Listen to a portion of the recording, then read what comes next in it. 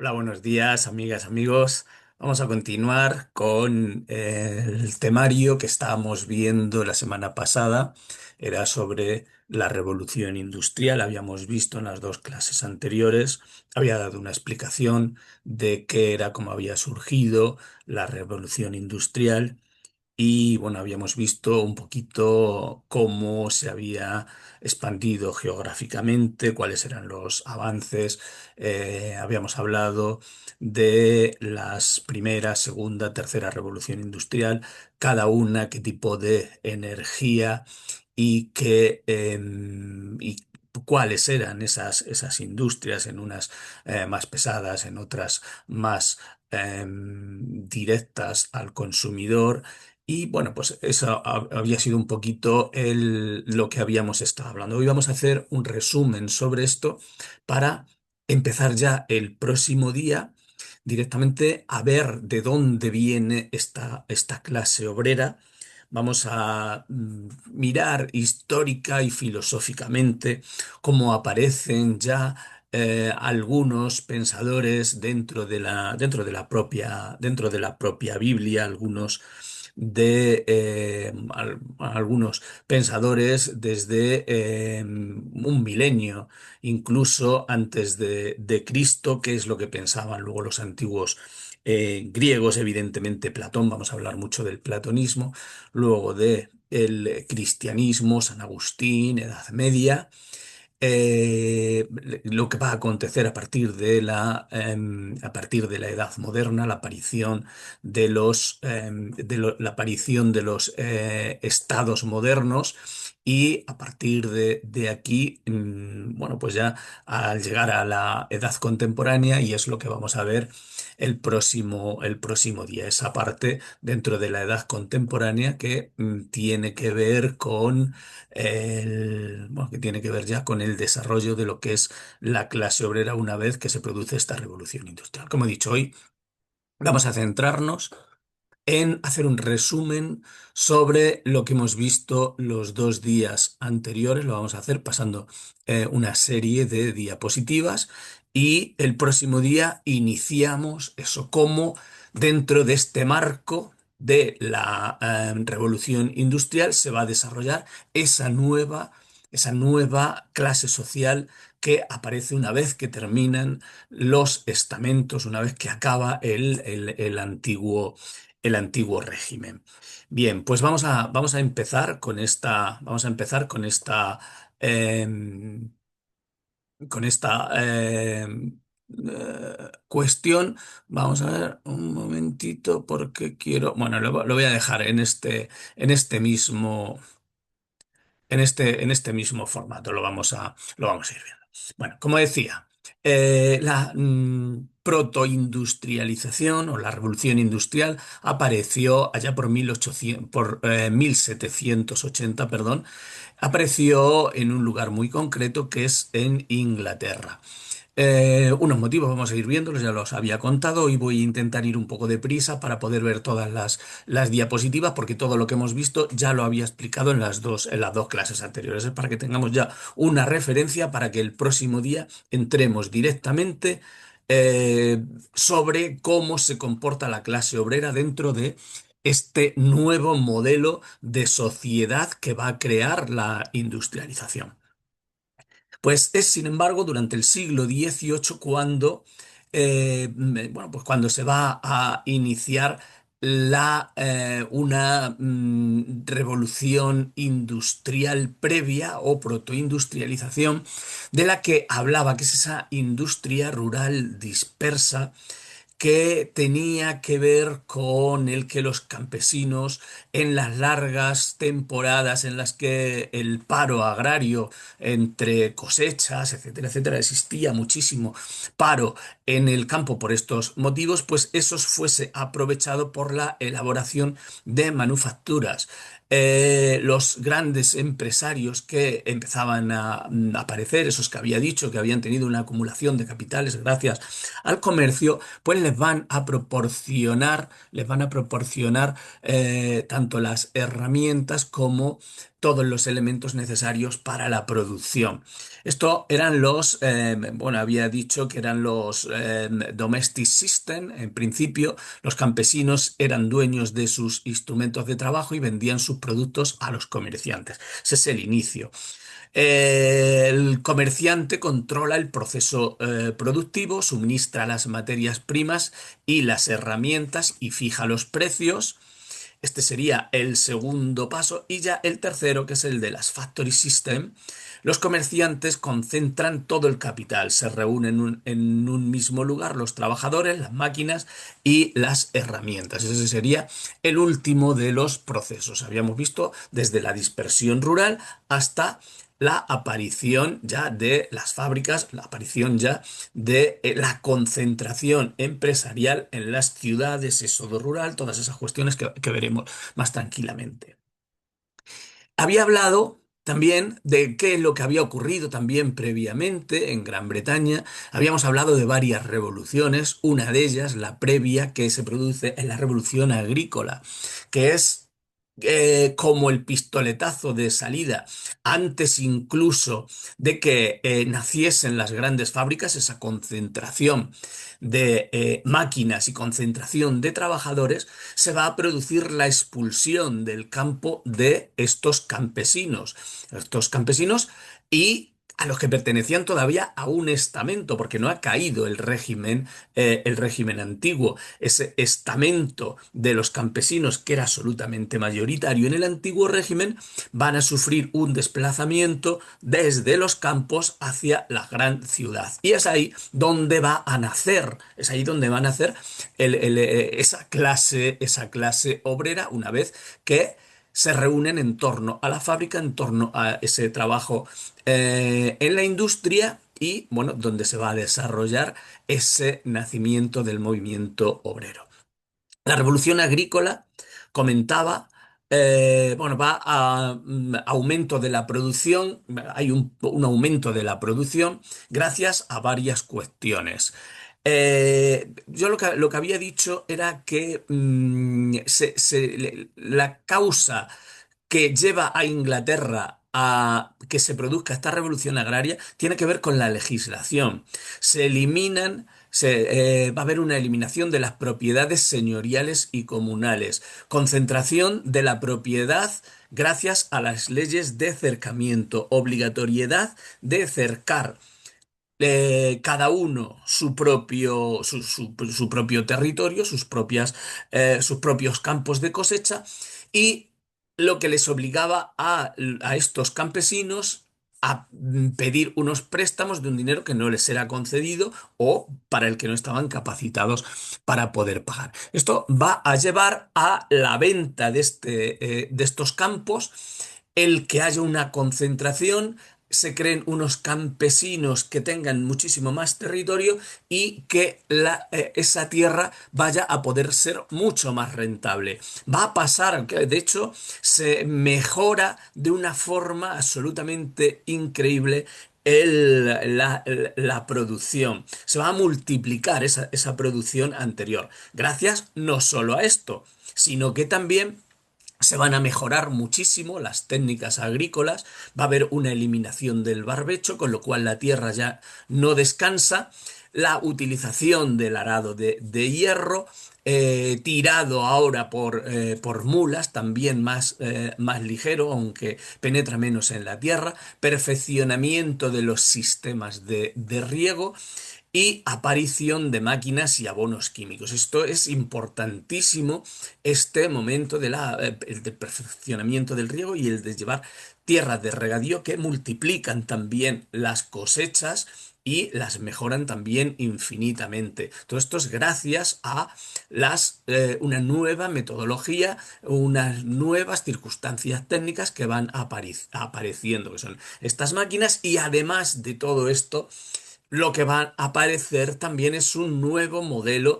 distinto, pues, al estiércol, distinto a los excrementos de los propios animales, que serán los abonos químicos. Va a haber una extensión de cultivos forrajeros, especialmente para el ganado, también para que se multiplique también. Luego veremos cómo en las próximas clases cómo dentro de la dieta de los trabajadores hay muy poca carne, pero aquí se va a multiplicar también el número de cabezas de ganado también gracias a la extensión de esos cultivos forrajeros que les sirven de alimento. De esta manera, de esta forma, la mano de obra sobrante en el campo va a ser la protagonista del éxodo rural que se irá directamente a las ciudades y que, como decíamos, de forma paralela en las ciudades se está creando ese efecto llamada. Existe efecto expulsión y efecto llamada desde las fábricas, desde donde los salarios son más altos que en el campo y además se garantiza un trabajo continuado. Luego veremos que eso no va a ser real. Hay una facilidad de despidos también absolutamente impresionante. Y bueno, pero en cualquier caso, si en el campo se necesita de unos tiempos y es obligatorio parar en otros, en una fábrica teóricamente que produce de forma masiva todo tipo de producción, pues lo normal es que no pare nunca, con lo cual se podría teóricamente garantizar el trabajo continuo, con lo cual sería una forma de acabar con esas temporalidades, por así decirlo, climáticas o con respecto a a las cosechas. Uno de los, bueno, de las cuestiones más importantes también, además de esta revolución eh, agraria que hemos dicho que se produce también una revolución demográfica.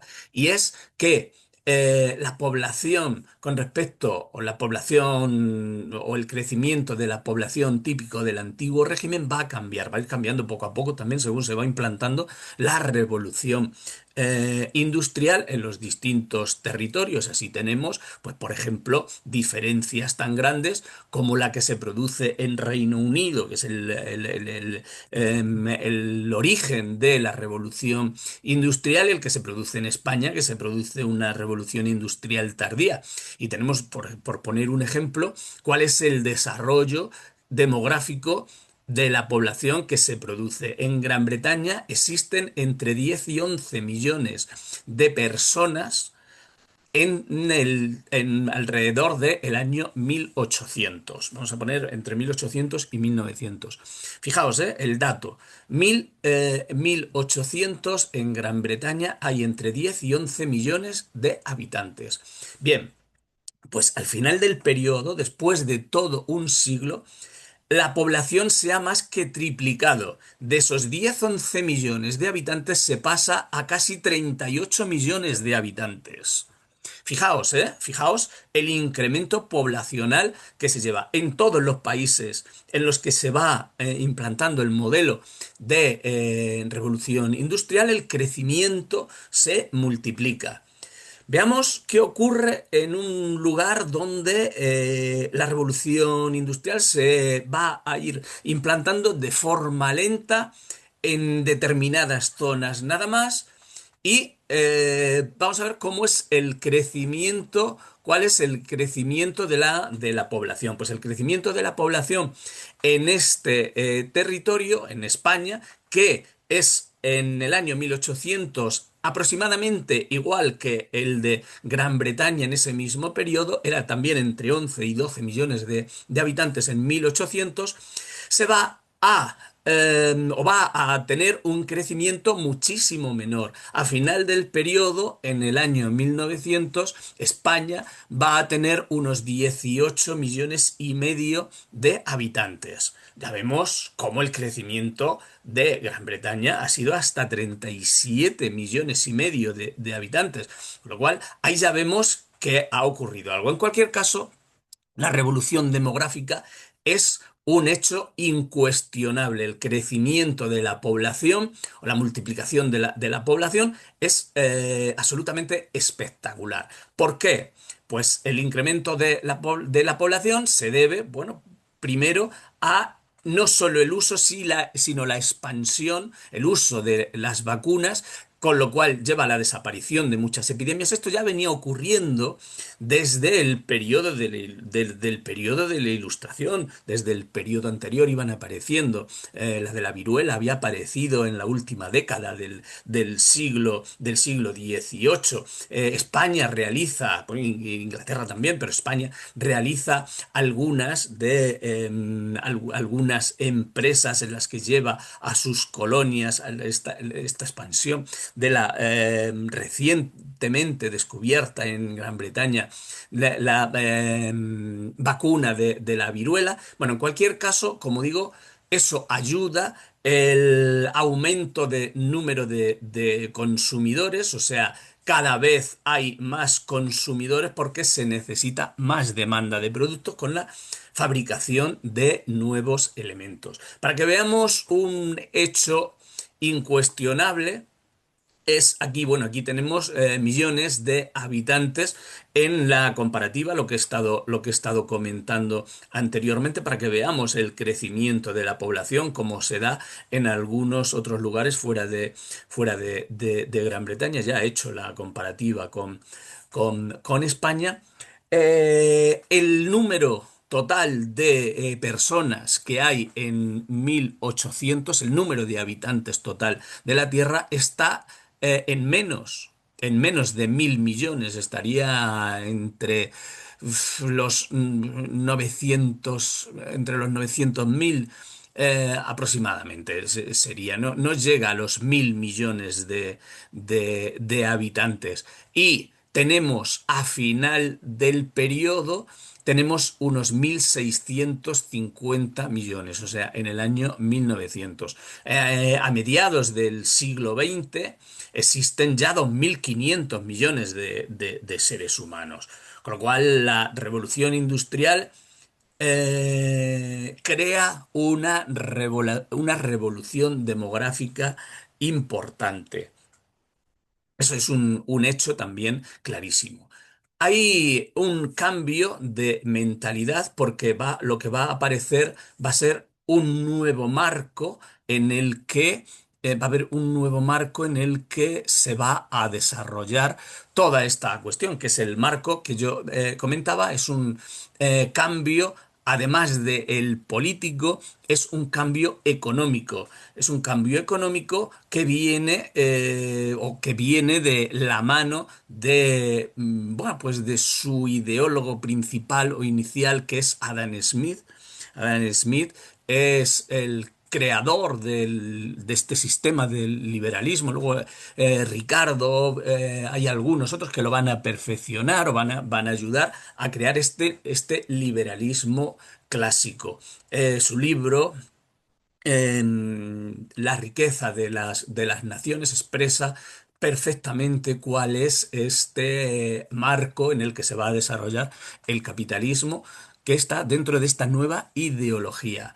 Se impone, cambiamos el anterior sistema económico que había, era el mercantilismo. El mercantilismo era el sistema propio de la edad moderna.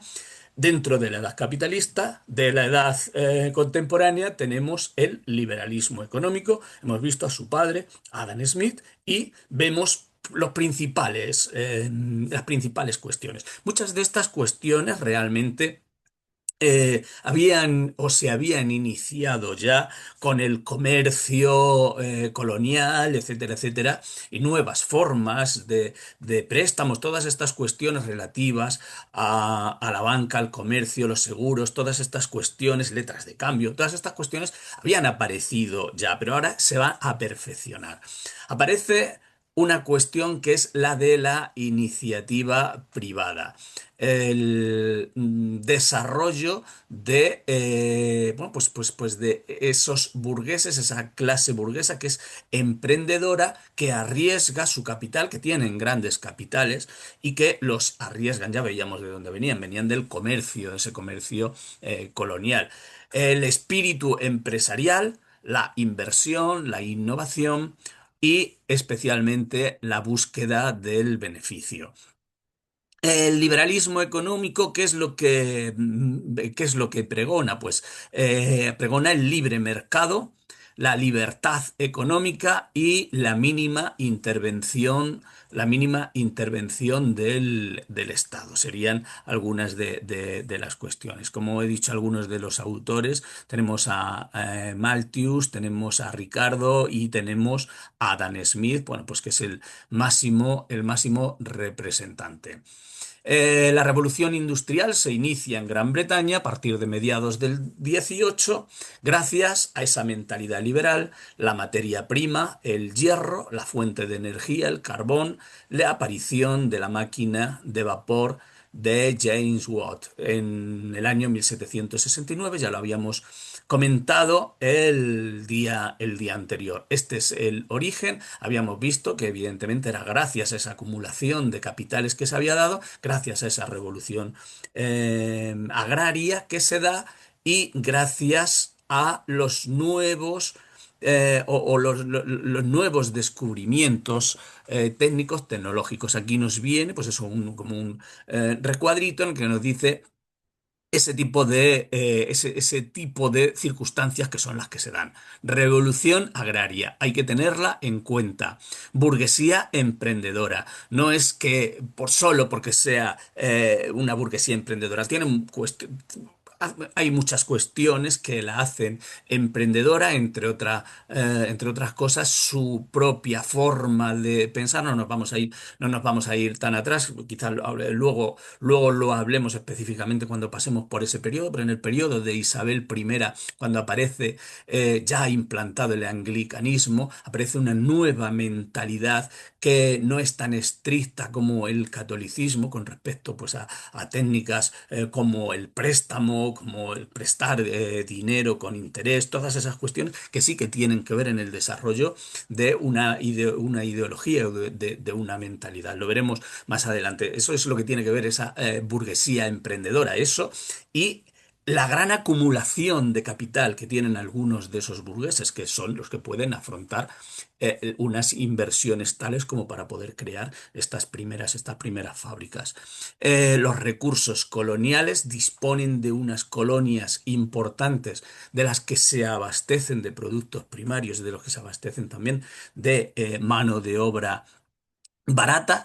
Amplios mercados se han creado o durante todo el siglo XVII, bueno, desde Isabel I, vuelvo otra vez, y las luchas contra España, en las que finalmente durante el siglo XVII serán capaces de hacerse un espacio y capaces de hacerse dueños de todo lo que son esas rutas comerciales a lo largo de todos los océanos, con lo cual van a conseguir tener amplios mercados de venta. Tienen por una parte el traer esa producción y por otra parte también la de poner esos productos a la venta. Lleva a el aumento de la población y la capacidad de innovación de esa técnica. Todas esas cuestiones son las que tienen que ver. ¿Cuáles son los sectores punta dentro de esta primera revolución? Ya hablamos de ellos. El textil aragonés, no, algodonero. El algodón de bajo precio llegaba desde las colonias, ahí vemos cómo llegan eso. En Gran Bretaña las innovaciones técnicas como el telar de lanzadera volante, el telar mecánico, las máquinas de hilar multiplican la producción de ese tejido de algodón, se multiplica, o sea, es algo que ahora se puede llevar al detalle a las personas de forma individual. Y por otra parte, la industria siderúrgica, la gran industria siderúrgica, esa de los altos hornos, en la que el carbón y el hierro van a ser los principales protagonistas y bueno, pues esas nuevas máquinas que van a aparecer para multiplicar la producción y el ferrocarril para llevar a cabo lo que es otro de los símbolos de la revolución industrial. A principios del 19, ya lo veíamos también el otro día, la industrialización se extiende a países próximos a Gran Bretaña, como Francia y Bélgica, con un mayor peso de la industria siderúrgica.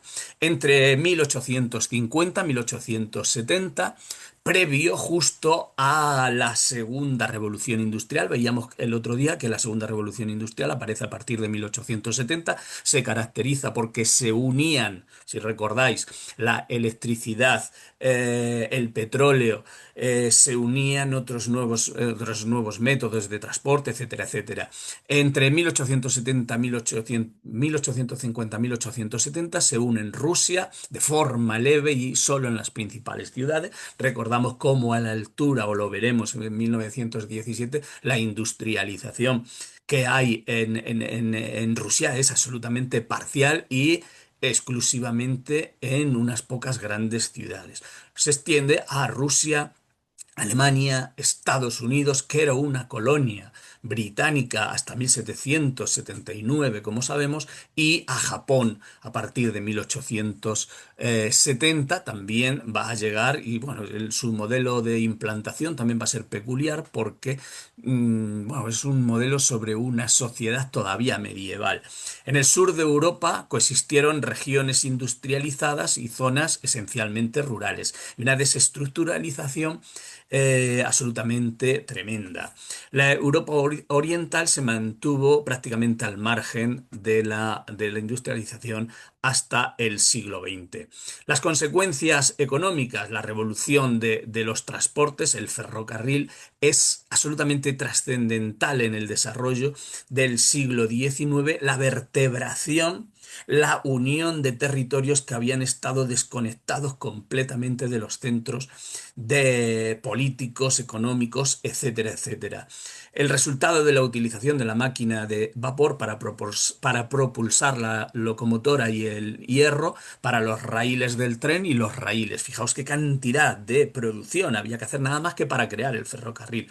Se utiliza por primera vez para transportar carbón en los yacimientos mineros. Stephenson en 1814 construye la primera locomotora de vapor y el primer ferrocarril une las dos ciudades industriales de Liverpool y Manchester a la altura del 24. Fijaos aquí en 1880 como la línea de ferrocarril ha sido, cómo crece durante el siglo. Fijaos, es absolutamente tremendo. Aquí tenemos alguna comparativa sobre distancias. Por ejemplo, tenemos cruzar Estados Unidos en carro, se tardaban 180 días, en el tren serían solo 7 días, sería esto. Otro de los factores determinantes dentro de lo que es el transporte es el de la navegación. Fulton construye el primer barco propulsado por motor de vapor en 1807.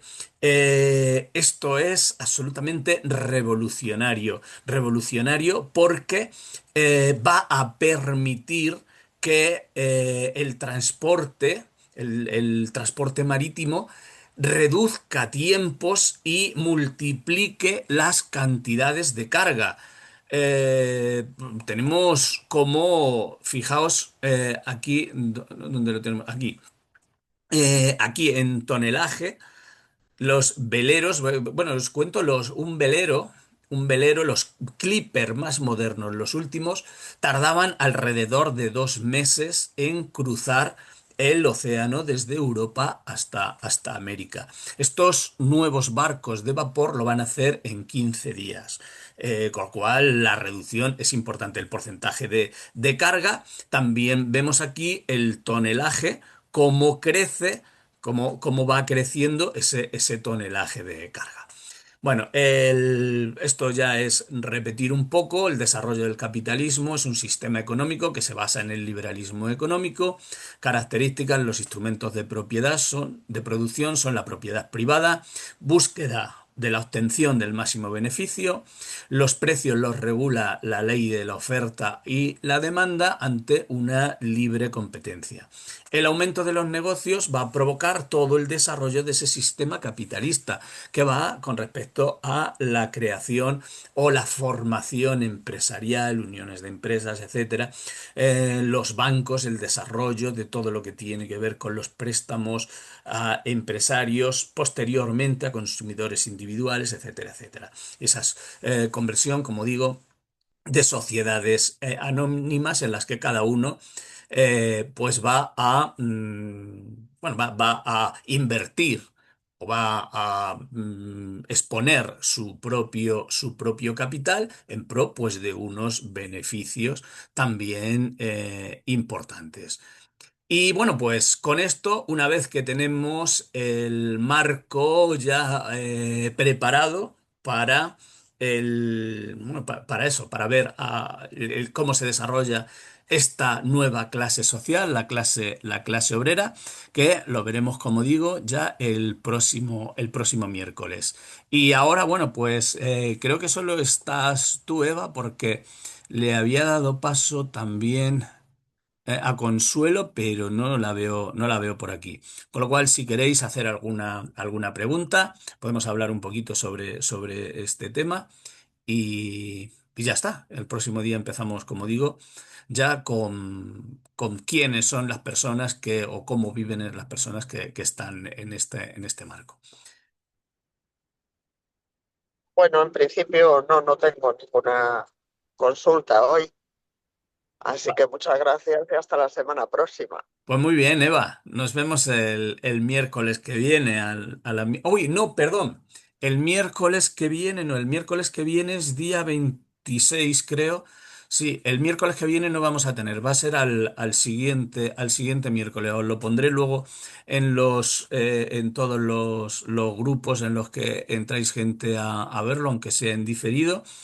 Porque el miércoles que viene tenemos excursión, nos vamos a El Pardo, a la sala histórica de la Guardia Real. Con lo cual el miércoles que viene no va a haber clase, sería el siguiente ya, ¿vale? Vale, muy bien. Así es Pues que bueno, nada. hasta el lunes de todas maneras por el Hasta el otro lunes, es curso. verdad, sí, contigo no, me veo el lunes. Muy bien. Gracias, Buena Eva. semana. Igualmente, hasta luego. Hasta luego.